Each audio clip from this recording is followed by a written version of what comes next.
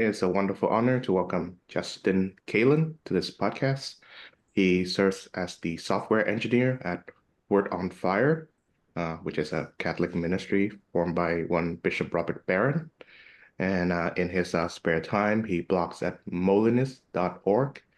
Uh, so I came across Justin's works through his article, which he wrote in the Word on Fire website in August of this year. Is titled Peter Singer Forgets Boethius. Justin, welcome to the show. How are you? I'm doing well. Thanks for having me on. Okay, so let's begin by describing your job at Word on Fire Ministries. How did you start working there, and what do you do? Yeah, so as you said, I'm a software engineer here. There's a team of about four of us. I started about 4 years ago. Just came across, I was working at another Catholic ministry at the time, and I was interested in the Word on Fire Bible, which is one of our bigger products. A lot of people know about that. And I signed up on the email list and then just saw that they were hiring for a software engineer. And I was really interested in that. I studied computer science as an undergraduate, in addition to theology. So this was a good mix of both of those. So that's my role as software engineer, work on a lot of our different systems. I also do write for the Word on Fire blog from time to time. That's independent of my role as a software engineer. But as you mentioned, I blog. I have my own blog, molinist.org, as well, just writing about apologetics, theology, philosophy, that kind of thing. Um, yeah. Mhm. Yeah, tell me more about your website, molinus.org.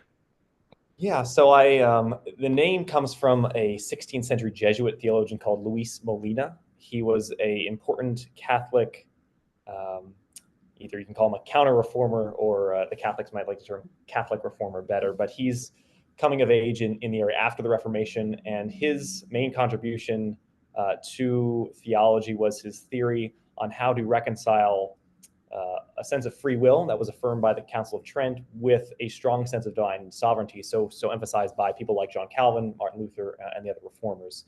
And so he uh, came up with the notion of what he calls middle knowledge that helps him try to reconcile that. It's a very there's a lot of a debate on that topic since he's been writing about it, even in the modern day, modern philosophy. But I find Molina's ideas very interesting, and so I took that name for my blog. And then I write just generally about different things, largely apologetic. I'm interested in apologetics, regarding atheism, Protestantism, Catholicism, those kind of issues. And so I write about various different topics. And the one you mentioned that you came across my article, Word on Fire, was about specifically the issue of personhood, pro-life stuff, Peter Singer. And so that was one of the more recent ones I did. I see. Yeah. So before diving into the article itself, which I find to be utterly fascinating, um, I want to ask, in regards to Catholic apologetics, I wonder, do you use the same arguments when you are, I suppose, tackling Protestant arguments against Catholicism versus when atheists do the same with Catholicism?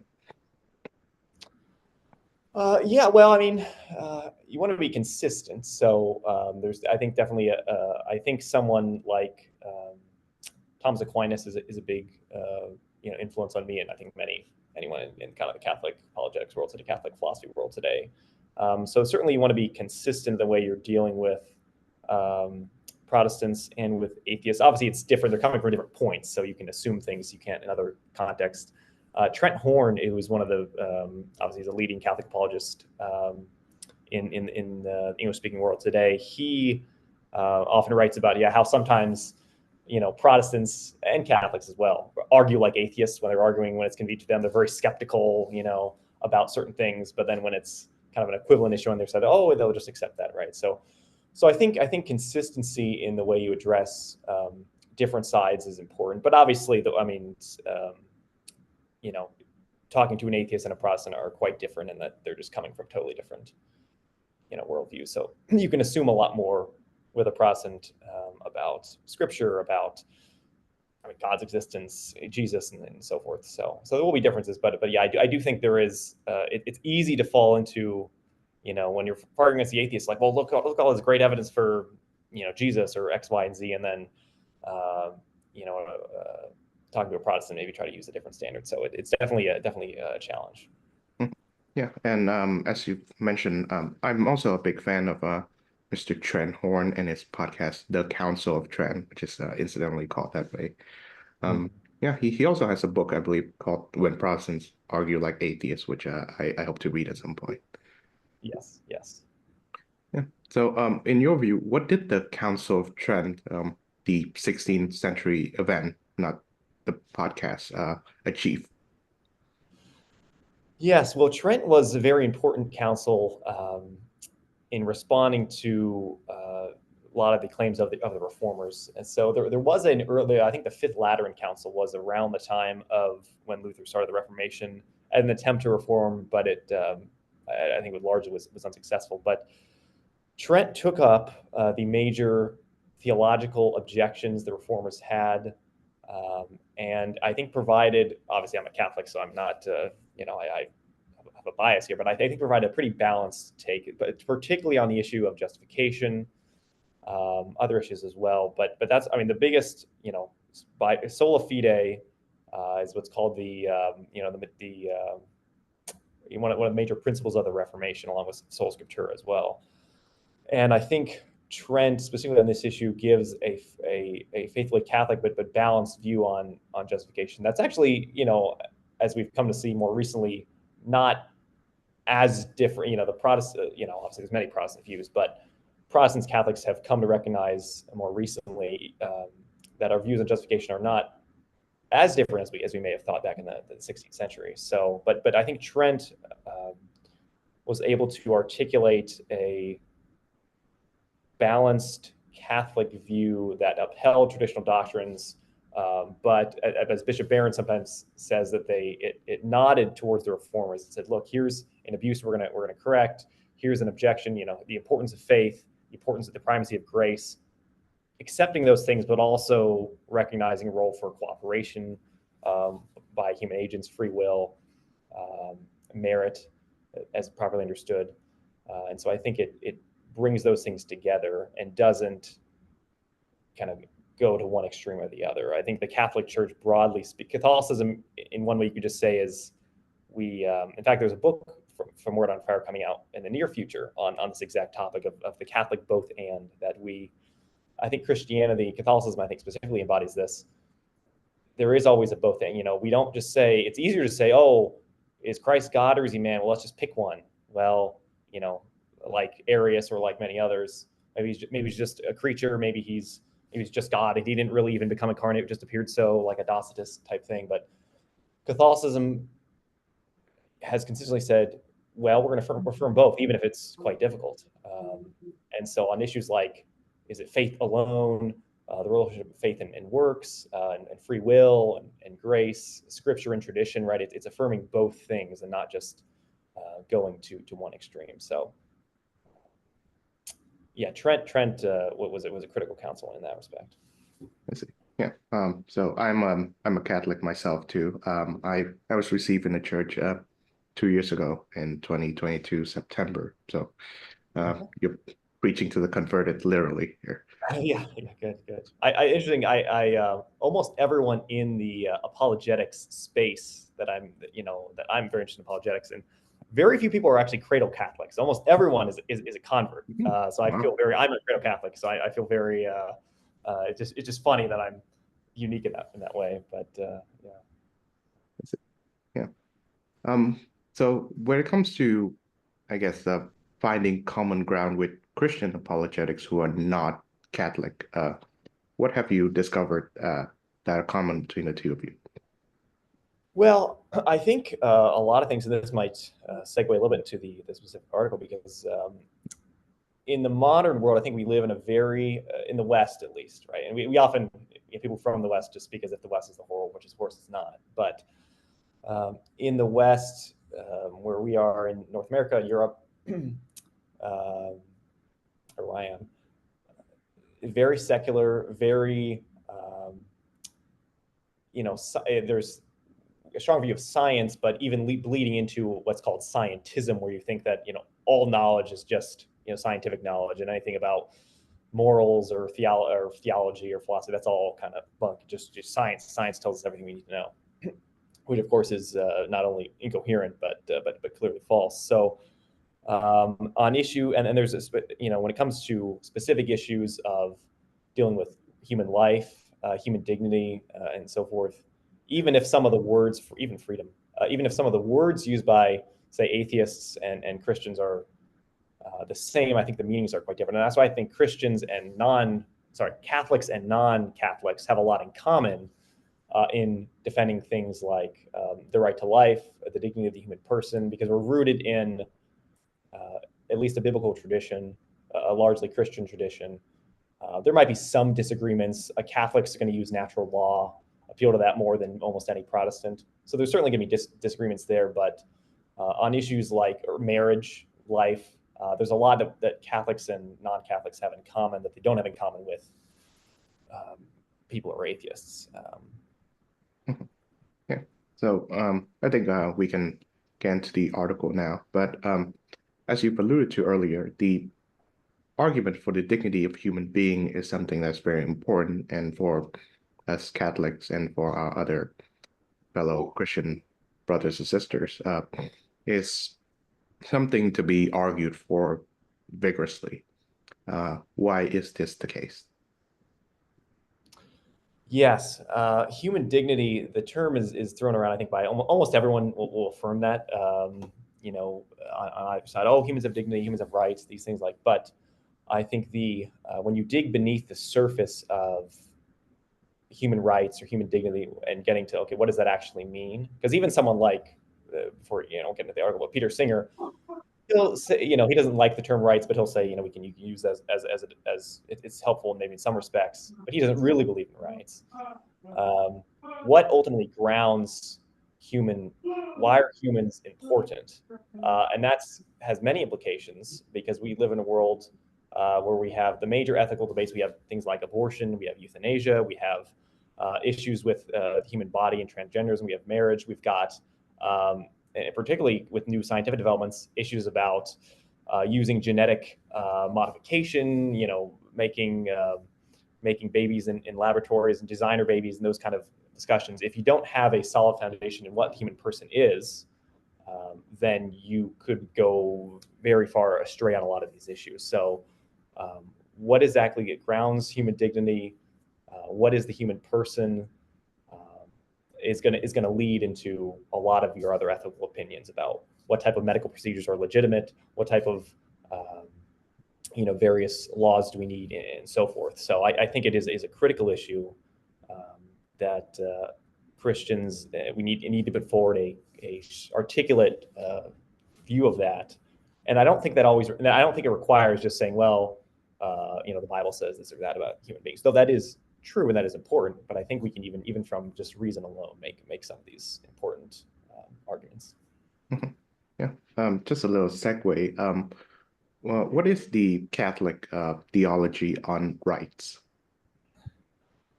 Yes, that's a good question. And I'm not an expert in this area, but I mean, we would not. Again, I'm an American, right? So we think of rights. We obviously our minds go to like the founding fathers and the American founding. There's a lot of different Catholic opinions on it. Depends how you take. Some people would say that it's in line with the broader Catholic tradition. Others would say some radical Lockean, Hobbesian thing. But there would still be even if you don't accept something like a Lockean conception of rights, there would still be a Catholic notion that human beings are created by God. So we all have a kind of fundamental equality. And we have certain responsibilities and duties, but we also have, in virtue of being created by God and having a certain end to come and to know Him, that we have certain rights. So you could, someone like Edward Fazer, who has written about this, he's actually kind of a former libertarian who's kind of morphed a little bit, but he's a Thomist Catholic philosopher, and he's written a fair amount about this. But someone else like Pope Leo the 13th wrote a lot about some of the major social encyclicals in the early or the late 19th century, and on things like take something like private property. Um, there's in the Catholic view there's a universal destination of human goods, right? That God made the world to be shared by people, but um, it's a good thing that people can own their own land and work it for their own benefit, and then they can have access and they can share that and sell that and so forth. So there is still a Catholic conception of um, I have I exist, God created me, and I have certain rights naturally, right? These are not from the government or from anything like that, but simply in virtue of being a human being. I have rights to life, that'd be a primary right, but then secondarily, things like right to private property, because of the kind of thing that I am, and I can work the land. Not that we live in such a technological society. That's a little bit that image is somewhat outdated, but that I can use my labor to create things and to improve upon just the bare raw uh, materials in the world, and I can produce something, and I have a right to own that, sell that, and do with that as I please, with some restraints, of course. Uh, so there is a Catholic conception of rights. It's not quite maybe what we would think of exactly as an American context, but I think it's compared to someone like Peter Singer, rights are really just kind of words that don't really mean anything. They're just kind of devices because they're so common in our context. So I don't know if not an expert on that, but yeah, there is certainly a Catholic conception of rights grounded um, in God's creation of the human beings. Mhm. Okay. So yeah, let's just discuss Peter Singer. I believe he's one of the few remaining utilitarians living today. Utilitarianism was quite famous or quite popular in the 18th and 19th century, but yes, mostly fell out of fashion, at least in terms of philosophy circles. So, as a Catholic, what is your what is your opinion, so to speak, on utilitarianism? Should we or shouldn't we be utilitarians? Yes, I wouldn't accept utilitarianism. I don't think you can accept that. Maybe there's some sort of Catholic utilitarianism. I don't know, but utilitarianism again comes from two of the major thinkers behind that idea. There's Bentham, Jeremy Bentham, and then there's John Stuart Mill.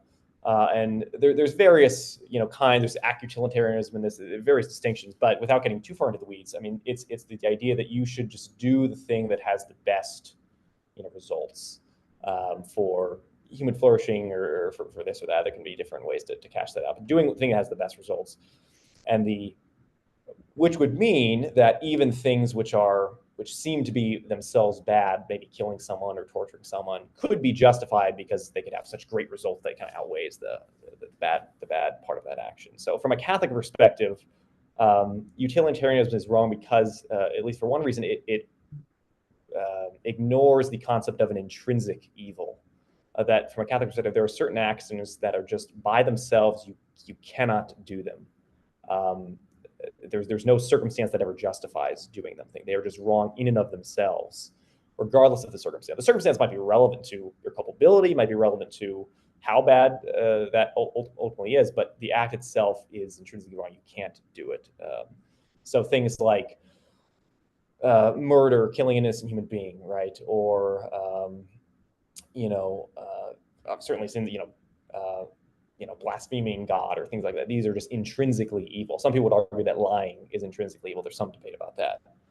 But from a Catholic perspective, even if doing such an action would lead to great results, you can't do that. So utilitarianism for that reason would be wrong. It is helpful in looking at results, right? The kind of counterpoint to utilitarianism in ethics would be deontology, some sort of Kantian ethic, and Kant's focused on the will so much and the importance of the will being good, and he's really focused only on like how the act is done, with a sense of duty and so forth, and the effects are minimized. I think the effects are important, and I think a Catholic approach to ethics looks at what you're doing, what's your intention, and then what are the circumstances. And those three things constitute a moral act from a Catholic perspective. So I think again the Catholic perspective there's a little more balanced, not going to one extreme or the other as we talked about earlier, but taking the effects matter, but also there are certain things that are just always wrong. Okay. So how would you summarize Singer's definitions of personhood?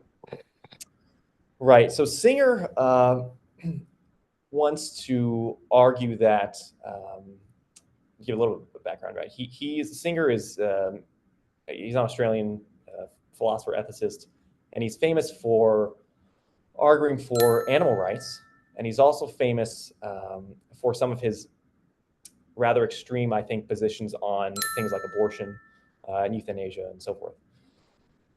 He's also, instead, maybe a little more neutrally, he's also behind the so-called uh, effective altruist movement. He's one of the big figures there as well. If he, but in terms of personhood, Singer he uses a definition in his essays that's given by John Locke, which says I'd have to I don't know if I get pulled up here, but it's talking about a person is someone who can uh, think about themselves, consider themselves as an individual over time. I don't know if I have this exact definition pulled up, but he pulls one from John Locke, and I think that definition is not a horrible definition. Yeah, here we go. He says he's a thinking, intelligent being that has reason and reflection and can consider itself as itself, the same thinking thing in different times and places. So, an initial glance, okay, yeah, that is consistent with what a person is. We think we have some notion of rationality. We can think about ourselves. There's kind of a self-reflection there. But I don't think that's ultimately the correct definition. And Singer doesn't, in my critique, one of my major critiques in my article is that he doesn't actually really address the classic definition in the Western tradition of what a person is, which comes from Boethius, which is that a person is an individual substance of a rational nature. So Singer is using this Lockean definition, and then he'll use it, and he would even say that something like a chimpanzee would he thinks maybe fit under this definition of personhood, and he looks at some experiments showing that they have a certain amount of intelligence and think ahead and so forth. I don't know how strongly he would hold that opinion, but yeah, he's using a person fundamentally. Singer is defining a person based on what a person can do, not about what kind of thing a person is. It has to do with like this individual's ability, right? Doesn't matter what kind of thing they are, but this individual, he can do these things. He's a person, and that's where I would disagree. Okay. Well, as far as I know of Singer, and I don't think I've read too much of his works, but I've read enough to sort of know what he generally thinks. But yeah, as you've mentioned, he's well known for his views on animal ethics. He he he certainly has a very strong position on, I guess, ending needless animal suffering through, I guess, industrial scale farming and livestock rearing and all that. But he has some very controversial views too. The one that I can think of is, well, when he argues that if a baby was born with like a life-threatening illness, whether physical or mental, it is permissible for the parents to basically euthanize it, um, even if the even if its life only exceeds a few days or a few weeks at a time. And as terrifying as this may sound, I think both of the animal ethics part of Singer's his views and his human ethics part of his view um, stems from, well, his utilitarian position that, well, suffering should be minimized. Right? And I think for the most part, I think minimizing suffering is a laudable goal, but why shouldn't we follow Singer's examples? Right. Yes, you're certainly right that utilitarianism is definitely in underlying all those views. It comes out explicitly in his writing there. Yes, and I think it's also when you can try on the one hand he's arguing that even he's going to rail against factory farming and against all these various abuses of animals that he sees, which we can see as, even if we don't necessarily agree with everything he says, at least he's arguing to minimize suffering and kind of even if it causes us inconvenience to do something that is good. Whereas he's also going to go on the other side and say, yeah, even this baby, right, a born baby, well, yeah, it'd be okay in some cases to kill that the baby. So why is this wrong? Well, Singer's fundamental view is that the reason he's able to even hold both those things together, which seem at some level kind of opposed, like you're not treating humans in one way very well, you're allowing them to kill even living human beings, but living babies, right, outside of the womb. And he doesn't distinguish between, he is smart enough to realize that there is no fundamental, philosophical distinction between a baby that's in the womb versus out of the womb. And he just takes the pro-choice argument to its conclusion, saying, "Yeah, well, yeah, it's still not a person because, of course, we can't.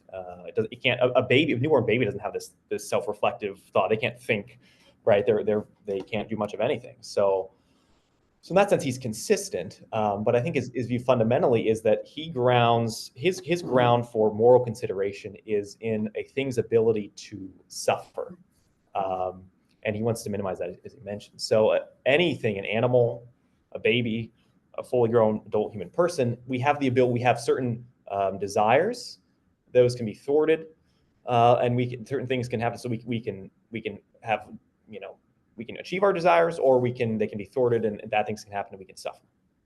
And so that is the thing which for Singer defines whether you're worthy of moral consideration. If you can suffer and you have some sort of desire, not necessarily like plans for the future like a human might have, but even animals, clearly they want to eat that. An animal wants to eat another animal wants to eat a plant, animal wants to flee, animal wants to do whatever.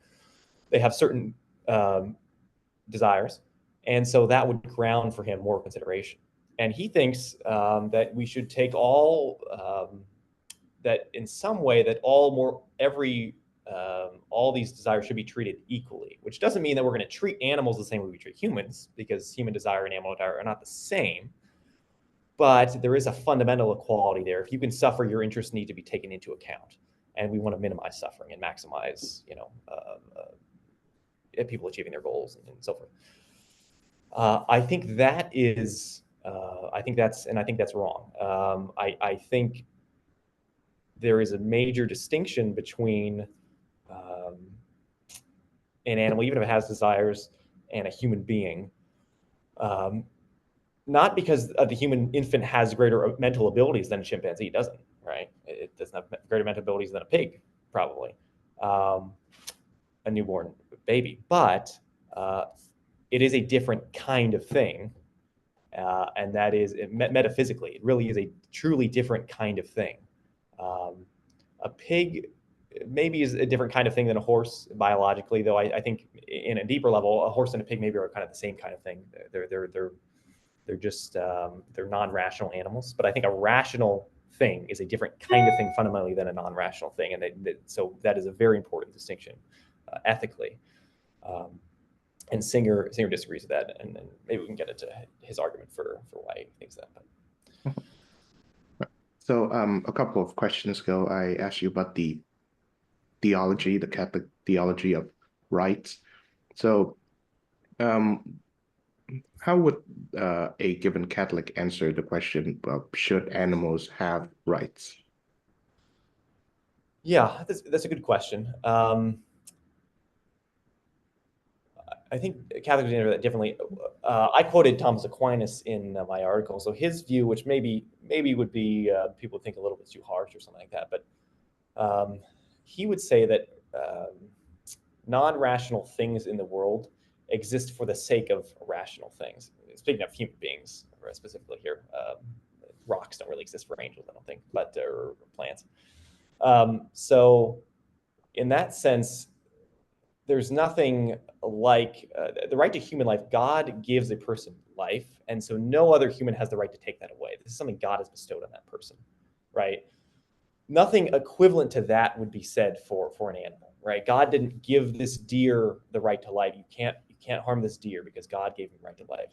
There's nothing like that. So I don't know, which is not to say the animals shouldn't be respected or treated well, but I think the consideration for animals would be the reason that you want to treat the reason it's wrong primarily to say torture an animal for fun or something like that, right? That's a really wrong thing to do. But it's wrong not as much because it harms the animal, but because there's something disordered in the person, right? It harms the person. You're doing something which is wrong as a rational animal. And so I think the basis for um, protecting animals would not be some sort of God-given right like we have for humans, but it would be rooted in what a human being is. We're a rational animal. We're given stewardship over the earth. That's getting a little more theological, but you asked as a Catholic, so that's fine. We're given stewardship and dominion. Um, so I think we do have the right to take animal life. I think we can eat animals. Um, but we are there to preserve nature, to steward it, so that we can have it into for our posterity, and it's God's creation. It's a good thing.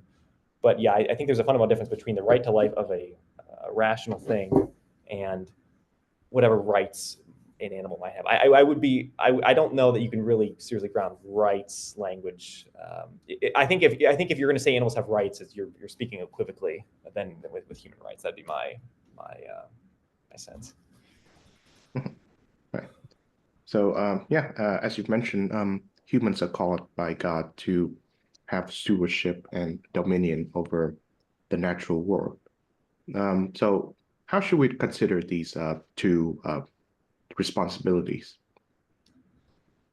Yes. Well, certainly. I mean, this kind of comes from Genesis 1. God creates man. He gives dominion to man, and that's if you're going to be strictly textual, that is the primary way in the text itself of Genesis 1. Where right, it's there's a lot to be said about man being made in the image of God, and I mentioned that in article as well. That and traditionally a lot of Catholics would say that this is our rationality, is that's how we participate in being God's image, but just sticking with Genesis 1 itself, the way that I think most clear textually is that it is the shared dominion. God has dominion, God creates, and then we are also in some way able to participate in that. And that's one way in which we are in God's image. And of course, we need the faculties of reason and will to do that.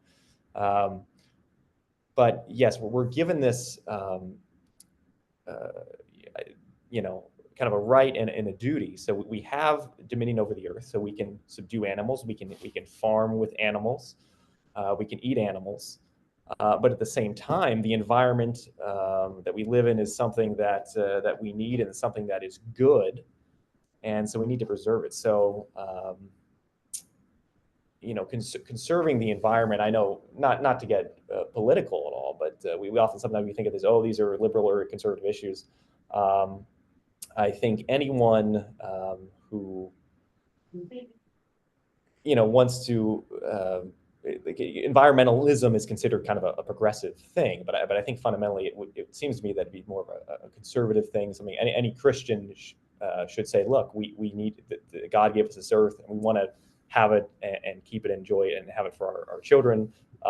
So there's a certain kind of environmental responsibility that's required by humans if we're going to really be stewards of creation. I think that's certainly part of it. So I think yeah, it's both.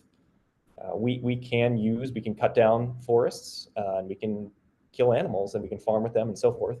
But we also have to preserve forests and regrow them and do those kind of things. So yeah, I think having the biblical command is important. Who are we, and where do we stand? I don't think we're not at the same level as the rest of creation. I think there is a difference, but creation itself is still a good thing that we need to maintain. Now, how would you answer to Singers's objection that when you place moral considerations on humans on a higher degree than that of non-human animals, you are falling into what he calls speciesism? Right, right. This is one of his objections. So he says that you can either we can either look at things based on their abilities and say, look, okay, well, sure, a chimpanzee is a lot smarter than a rat or whatever, and a human being is a lot smarter than chimpanzee, an adult human being. And so maybe that grounds it. But of course, a baby is not smarter than a chimpanzee. So if you're going to do it based on ability, then you've got to treat the chimpanzee at least as well as you treat the baby. But we don't seem to do that. So that doesn't make sense. He said that's if you're going to defend right to life on that basis, it doesn't work. He says, otherwise, we say, well, okay, what is distinctive of human beings? Well, we're all human beings. We all have the same DNA, more or less, within whatever fraction of percentage. So we're all the same biological species. But Singer points out, and I think this is a valid point, that it is arbitrary to just prefer one species, one biological species over another. I'm not just going to pick up. Well, I think polar bears are really important. We got to protect them, but who cares about brown bears or something, right? Though maybe those are considered the same species, but you get the point. That it is arbitrary to pick out. If we're not going to do it based on ability, rational ability, which we've ruled out, if we want to pretend, if we want to protect the life of an infant, we can't just say, well, it's based on that particular individual's ability. Then we're just left, it seems, with speciesism, which is arbitrary. So I think Spiegel is correct there. What I think he has done is, however, omit a third option, which is not speciesist, but rather, or at least not biological speciesist, but to appeal to a metaphysical kind, namely rational thing, which doesn't have to do really anything to do with human beings per se. Now, it is in fact the case, I think, in the world we live in, that the only rational animals are human beings. But in principle, there's no reason there couldn't be intelligent aliens, or even if Singer wants to press about how intelligent chimpanzees are, I think you could bite the bullet and say, well, sure, maybe they're humans too, but there could be other persons, other rational species, which are animals that would also have the same respect. So it's not speciesist, right? I'm not saying, oh, human beings, we just have the right DNA. I like us, so we got to help us. No, rather, this is a metaphysical distinction about what kind of thing we are, and because we are rational, that just entails that's just a totally different kind of consideration. And so that's why I think Singer's wrong there. I think there was a third option. It's not just speciesism or ability of the particular. I think it has to do with what kind of thing you are. Yes, and you've pointed out in the article that Singer grounds personhood on ability, so the ability to do rational thinking. But Boethius, the great Roman thinker, grounds human or personhood in terms of substance. So, and I suppose the discussion around substance is something that is outside of Catholic philosophical thinking. When we think of transubstantiation and the Eucharist and such, it's not very much discussed. I think people are still using the term essence, but in terms of substance, not so much. I remember reading about how the Greek term of substance is ousios or ousia, and it during the Arian controversy, the Christian world was ripped apart about whether Jesus was homoousios, or of the same substance as the Father, or homoiousios, so of like substance as the Father. So yeah, how would you define substance? Yes, that's a good question. Yeah, and this is the key term here. It's an individual substance. So substance, yeah, I would say that probably largely in Catholic circles, because the term comes from from Aristotle. So this is one of the 10 categories of things that he's talking about. That substance is the most important category. And yeah, the substance, the Greek, I don't know if Aristotle uses ousia. He probably does for the word substance, but yeah, the word in Greek just means like stuff. It can even be like my property could be my ousia. But it became, as you mentioned, took on importance theologically in the Trinitarian debates that the Father was and the Son were homoousia. They were the same ousia. They were the same substance, essence, thing. It's somewhat of a generic term. Yeah, but a substance is what the thing is fundamentally. So I am a substance, an individual substance, and there's certain things about me that are essential, that make up what I am, and then there's certain things that are what would classically be called accidental, or maybe you could just say the appearances, right? So I could shave my head, and there would be a difference in me, but it wouldn't affect who I would still be the same person. I'd still be the same substance. I could lose an arm. same thing. I'm still the same substance.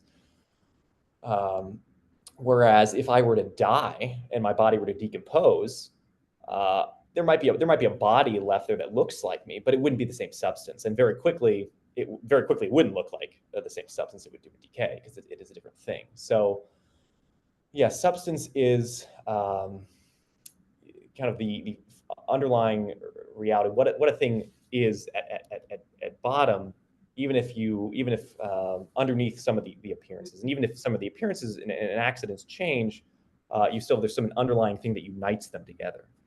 Um, so yeah, this term comes from Aristotle, and this Boethius defines what a person is by saying it's an individual substance of a rational nature. So it's an individual um, rational thing, and that is not that's the definition that was taken up by Thomas Aquinas, and I think a lot of the pretty much the Catholic tradition generally, very important.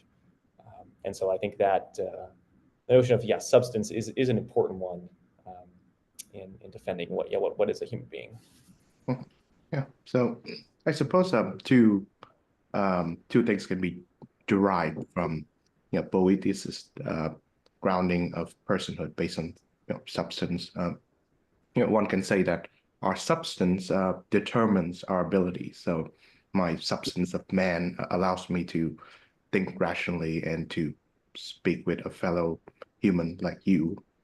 And secondly, it allows us to have a commonality with other humans to who, well, share the same substance as us. Yes, that's right. And the other, I should mention this as well. Substance, Aristotle says, I think in the categories, it doesn't come in degrees. So there's no notion of, oh, he's 35% human, but no, you're either that substance or you're not, right? And so that's very important if you're going to ground equality in substance. Then it's good because you say, look, if you're a certain kind of thing, that means that if you're a human, great, we're going to respect you as a human.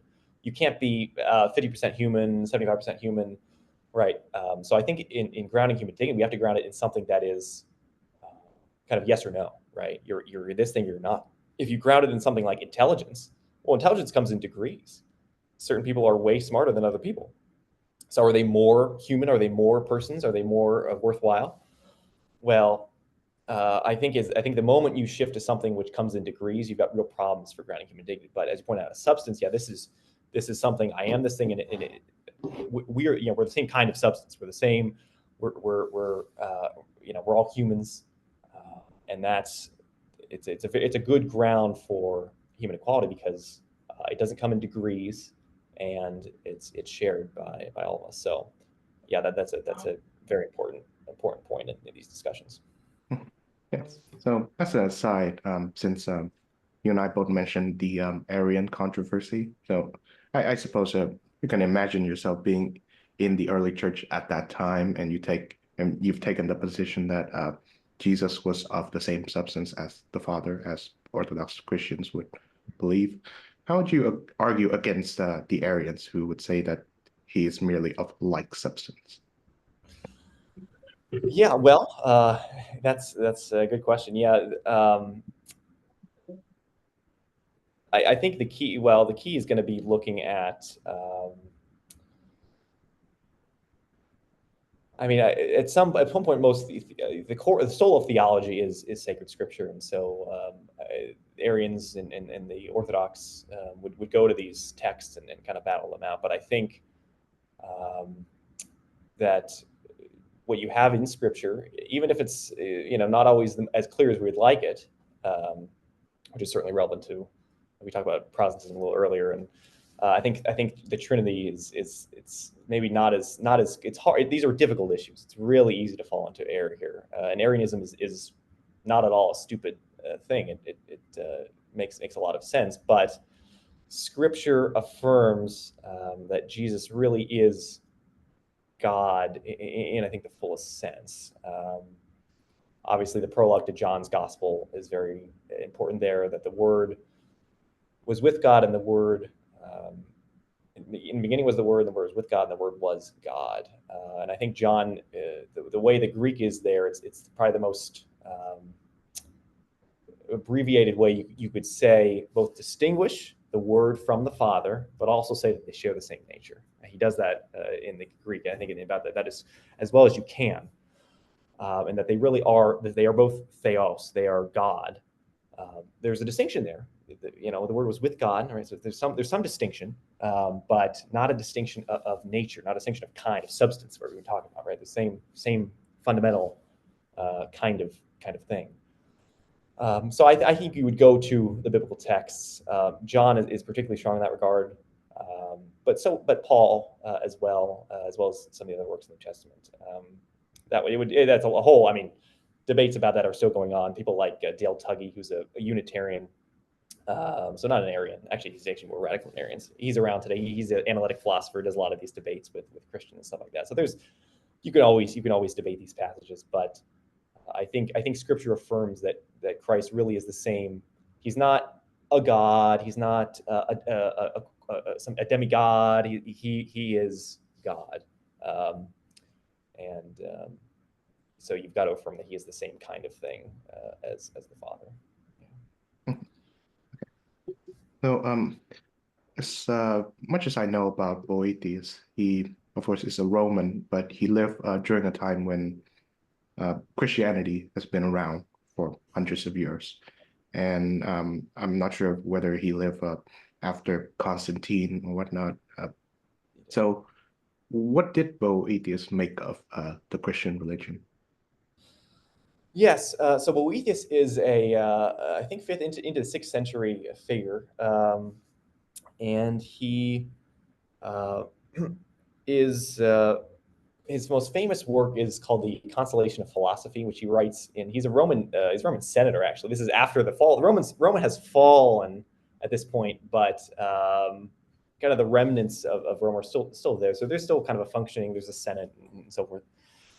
But he writes a work called Consolation of Philosophy, which is his most famous work that he writes in jail, waiting trial. He gets convicted on some spurious charge and condemned. But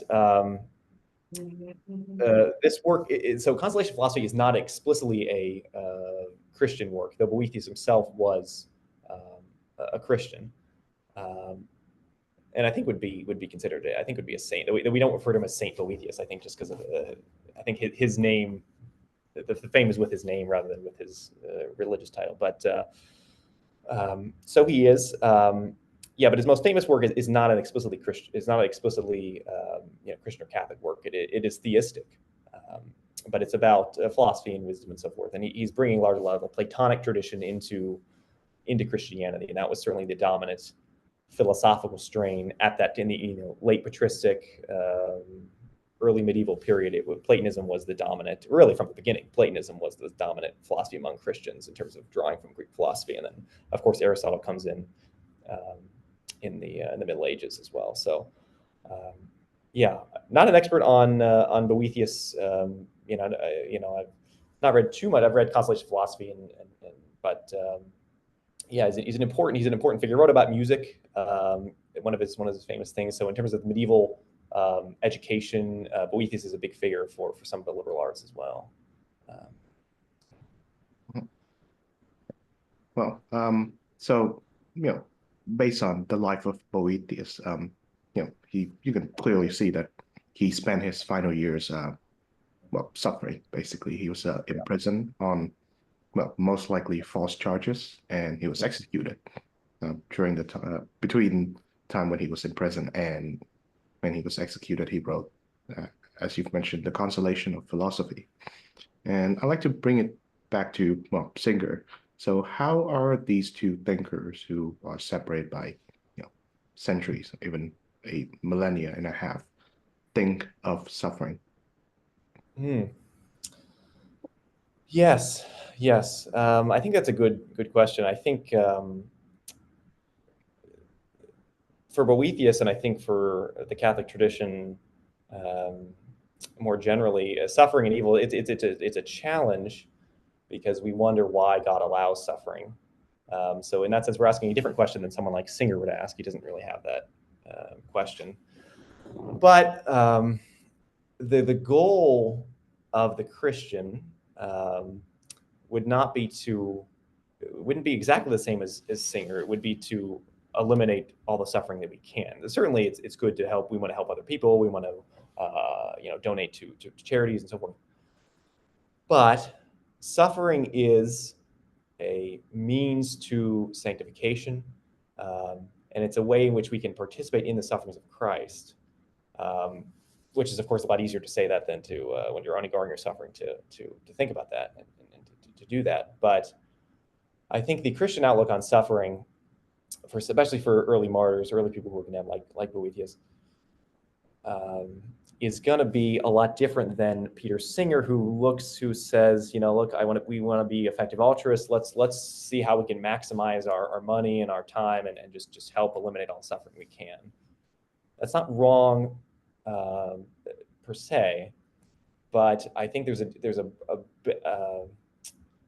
deeper understanding of suffering, particularly that of of our own suffering, that we can say that this is in some way can be good for us because we live in a fallen world, and then this can help us to become better. It can make us share in Christ's sufferings and make us better people. So I think the Christian outlook on suffering and the utilitarian atheist outlook certainly have some things in common. Certainly we want to help other people.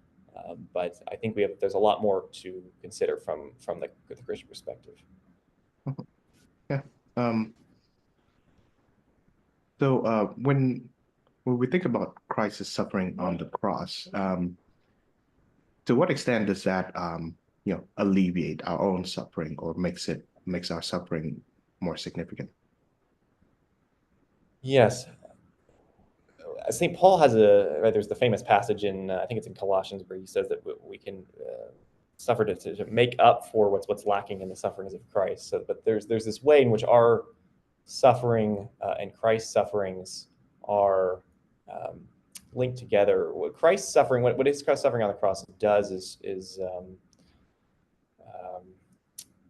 he brings a meaning to it. So his suffering, which was so profound, has opened the door for salvation, and so, but it didn't.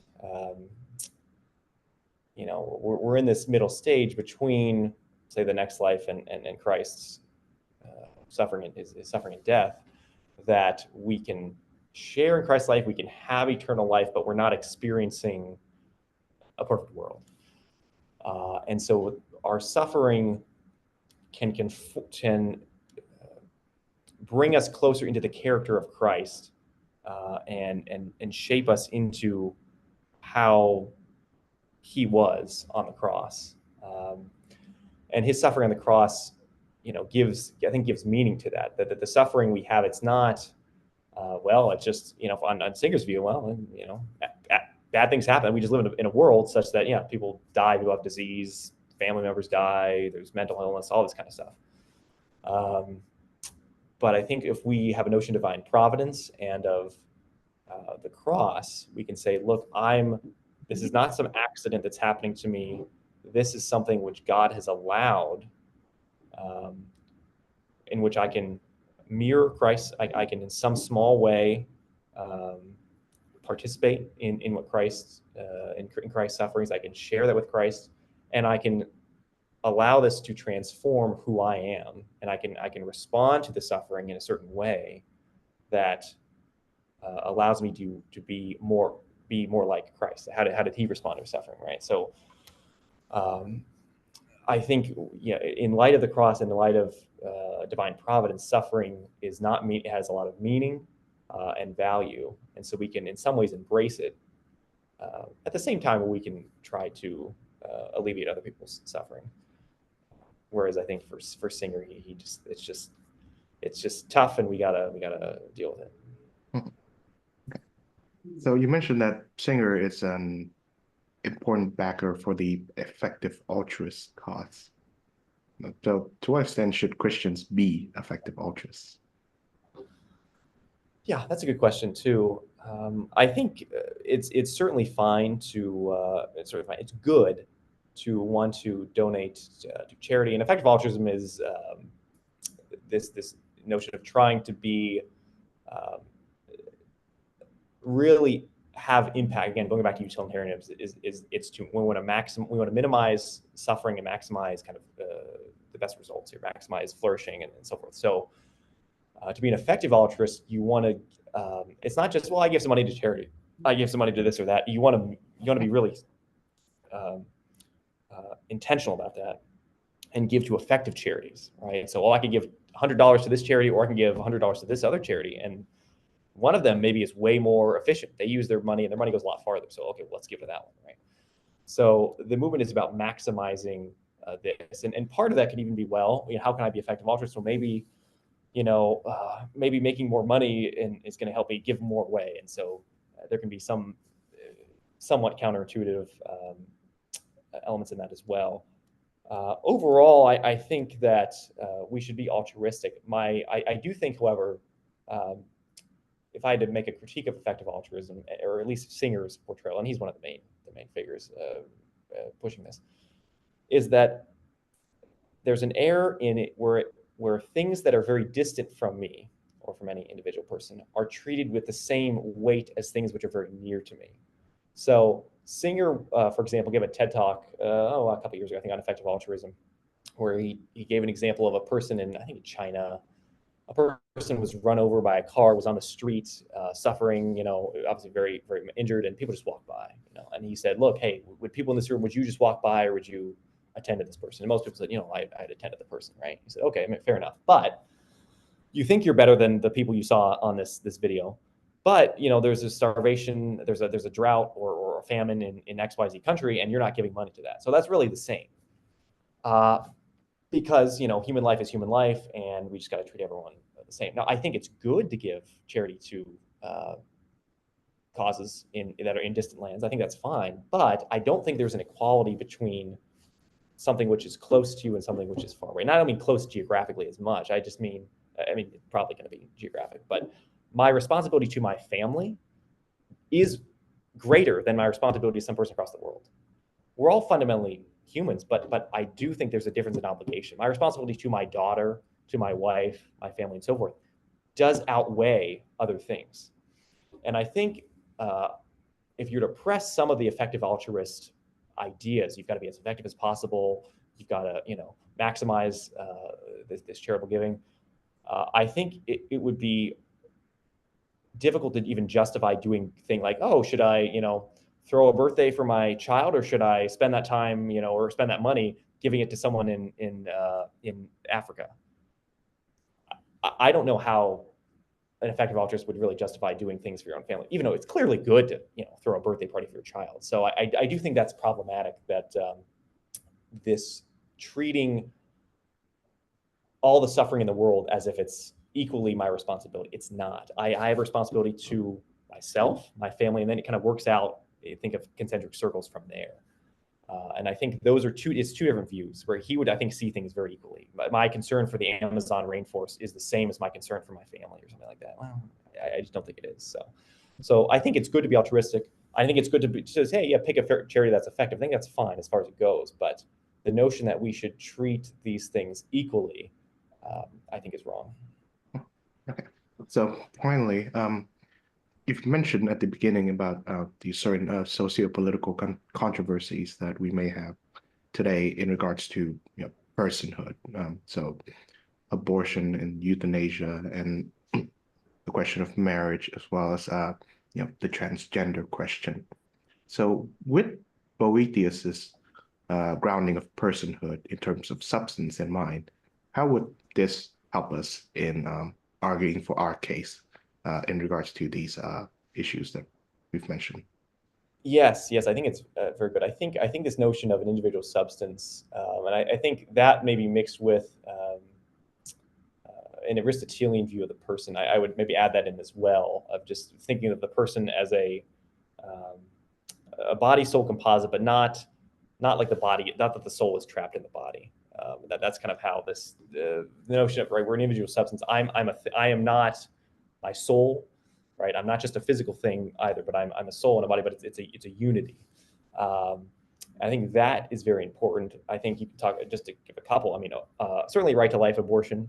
If it's wrong to kill an individual human being, then then it's wrong. It's wrong to do abortions. And if that fetus in the womb is the same kind of thing as the baby, is the same kind of thing as your 4-year-old, same kind of thing as your uncle, then I think the pro-life case goes through pretty straightforwardly there. But even on other things which are a little more dicey or a little more tricky about medical procedures, thinking of things like transgender issue for sure, but also even of uh, medical augmentation of the human person, right? If we want to, especially now with things like Neuralink and maybe future technologies where we can maybe not just repair the human body, but maybe enhance it, right? We can have more powerful vision or things like that. I think if you think of the human person either as just a physical thing or as a soul kind of trapped in some physical tool, then what you can do to the physical tool is